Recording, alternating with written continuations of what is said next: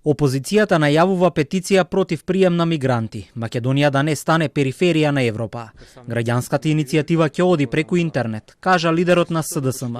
Филипче ја обвини владата за антидржавно и антинационално однесување и вели дека ако го игнорираат ова предупредување, ќе следат уште посилни чекори за заштита на државата и безбедноста.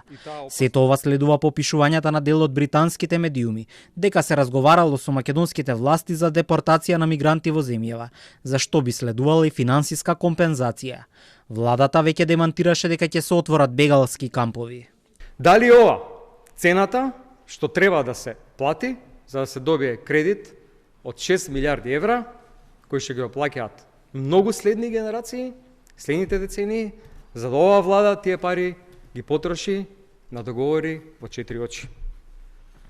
Не смееме да дозволиме насилно внесување на мигранти во нашата земја. Дали може да очекуваме дека на мигрантите ќе им бидат дадени македонски пасоши и ќе бидат гласачка машинерија на ВМРО-ДПМНЕ?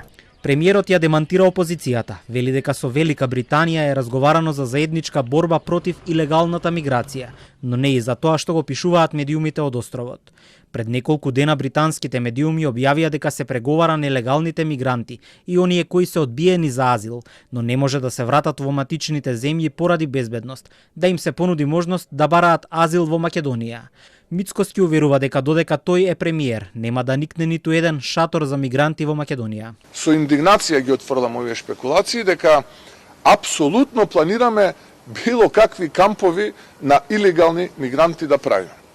Сега да дојдеме до суштината, тоа што беше во рамките на британските медии.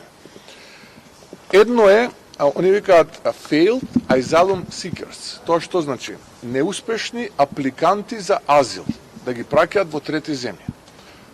Да потенцирам и да кажам јасно и гласно пред македонската јавност дека таква тема не е разговарана. Но доколку се разговара, исто така ќе биде одбиена од наша страна. Председателот на СДСМ пак вели, скандал од невидени размери е тоа што македонските граѓани за овој случај дознаваат од британските медиуми. Ние сакаме развој. Ние сакаме да сме дел од Европска унија. Не сакаме да сме мека на мигранти. Да дојдат луѓе кои што гледаме како се однесуваат во другите земји и какви проблеми ствараат. Насилства, протести, силувања, болести кои што се донесени, кои што се искоренети во многу земји. ВМРО-ДПМНЕ ги демантираше написите во британските медиуми, како и обвинувањата од страна на опозицијата. Велат дека договорот за стратешко партнерство е насочен кон инвестиции, инфраструктура и безбедност, а не кон прифаќање мигранти.